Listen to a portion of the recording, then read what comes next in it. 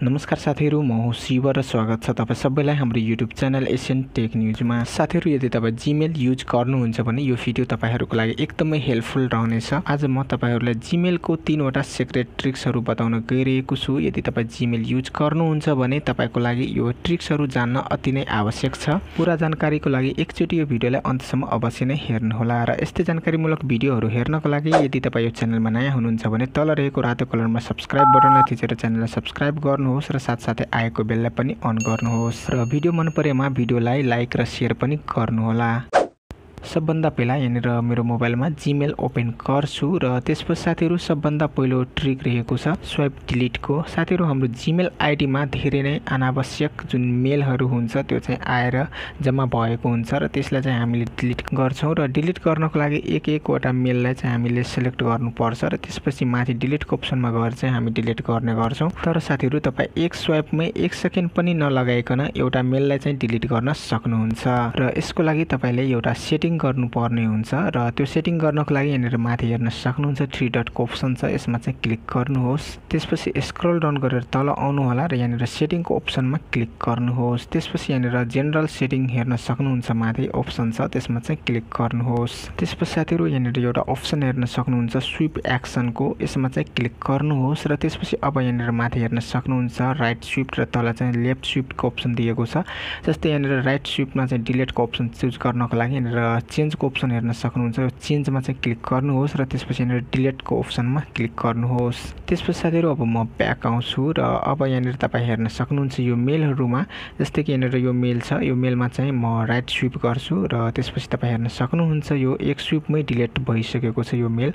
साथीहरु, यो ट्रिकले तपाई चाहिँ एक स्विपमै तपाईको अनावश्यक जुन मेलहरु आउँछ तपाईको जीमेलमा त्यो मेलहरुलाई चाहिँ डिलिट गर्न सक्नुहुन्छ।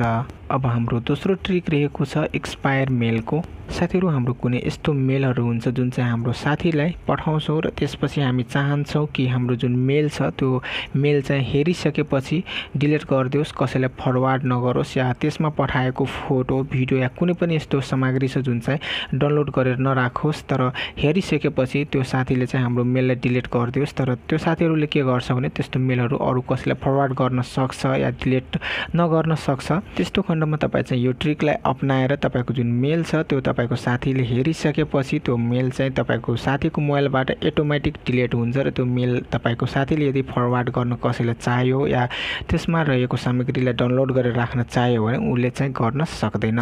यो ट्रिक अपनाएर कसैलाई पनि मेल सेन्ड गर्नको लागि यहाँनिर तल हेर्न सक्नुहुन्छ प्लसको अप्सन छ, यसमा चाहिँ क्लिक गर्नुहोस्। त्यसपछि साथीहरु, अब यहाँनिर माथि हेर्न सक्नुहुन्छ एउटा 3 डटको अप्सन दिएको छ, यसमा चाहिँ क्लिक गर्नु होला। त्यसपछि यहाँनिर कन्फिडेन्शियल मोड भन्ने एउटा अप्सन हेर्न सक्नुहुन्छ, यसमा चाहिँ क्लिक गर्नुहोस् र अब साथीहरु यहाँनिर तपाई हेर्न सक्नुहुन्छ एक्सपायर इन 1 वीक लेखेको छ, यसमा तपाई क्लिक गर्नुहुन्छ भने यहाँबाट तपाई चाहिँ एक्सपायर चाहिँ 1 डे छ, 1 डे तपाई चुज गर्न सक्नुहुन्छ या तपाई आफ्नो इच्छा अनुसार यहाँनिर चुज गर्नु होला र त्यसपछि माथि सेभको अप्सनमा क्लिक गरिदिनु होला। र अब साथीहरु यहाँबाट तपाई कसैलाई मेल गर्नुहुन्छ भने त्यो मेल एक दिनमै डिलिट भइहाल्छ र तल तपाई हेर्न सक्नुहुन्छ कन्टेन्ट एक्सपायर दिएको छ र डेट दिएको छ एक्सपायर डेट।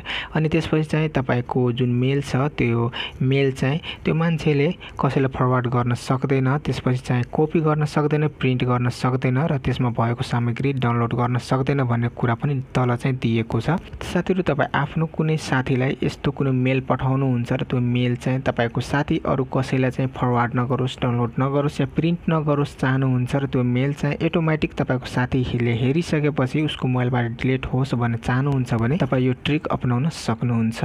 हाम्रो तेस्रो ट्रिक रहेको छ शेड्युल सेन्डको। साथीहरु, मानुस् कि तपाई कुनै मेल तपाईको कुनै साथी या फ्यामिलीलाई पठाउन चाहनुहुन्छ तर त्यो मेल चाहिँ आज नभएर भोलि या पर्सि पठाउन चाहनुहुन्छ, तर तपाई आजै कुनै यस्तो ठाउँमा जानु पर्ने छ जहाँ नेटको प्रब्लम छ, जहाँ नेट तपाईको मोबाइलमा हुँदैन, त्यस्तो खण्डमा तपाई शेड्युल सेन्ड युज गर्न सक्नुहुन्छ र त्यसपछि तपाईको जुन मेल छ त्यो आजै पठाउनुहुन्छ तर त्यो मेल चाहिँ तपाई जुन डेट या या तपाई जुन टाइम फिक्स गर्नुहुन्छ त्यो टाइममा त्यो डेटमा चाहिँ त्यो मेल तपाईको साथीलाई अटोमेटिक सेन्ड हुन्छ। तपाईको मोबाइलमा इन्टरनेट नभए पनि शेड्युल सेट गरेर कसैलाई मेल सेन्ड गर्नको लागि तल यहाँनिर प्लसको अप्सनमा क्लिक गर्नुहोस्। त्यसपछि साथीहरु यहाँनिर तपाईको साथीको यहाँनिर मेल आइडी टाइप गर्नु होला र त्यसपछि सब्जेक्टमा तपाईलाई जे ठीक लाग्छ त्यो लेख्न सक्नुहुन्छ जुन सब्जेक्टमा पठाउनुहुन्छ। त्यसपछि तल चाहिँ हेलो लेख्छु यहाँनिर म देखाउनको लागि। त्यसपछि तपाईलाई जे ठीक लाग्छ त्यो चाहिँ यहाँनिर टाइप गर्नु होला र